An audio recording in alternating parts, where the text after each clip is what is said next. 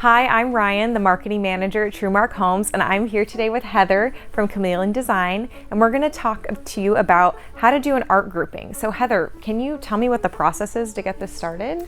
So in starting this, I try to find a lot of different imagery. Okay. And not just hold myself to the images I have here. I pick a lot of different ones, and then I start trying to figure out which ones look good together and what I like about the combination. So like these two, I like that there's white backgrounds in both of them, so then that has a relationship. And then I try to pick others that are maybe more saturated in color, and then some other items to kind of fill in.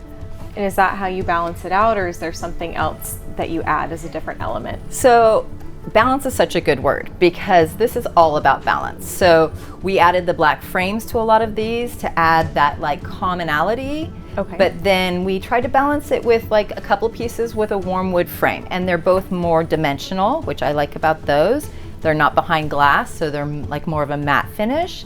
And then we kind of try to find other elements that fill in. So what kind of things? Is there anything to add that's different that's not artwork? So like wall decor is a perfect thing to give a little bit more dimension and excitement. So we found this little vase that is a wall vase that kind of fits in between so nicely.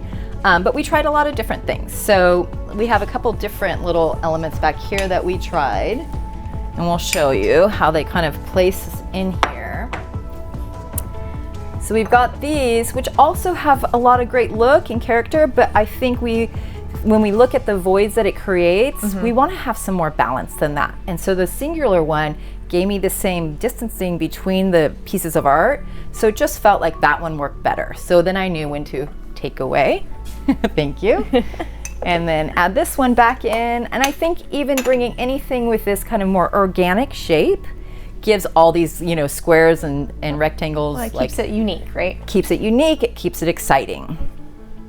So what if I picked artwork that isn't really working? What do I do from there?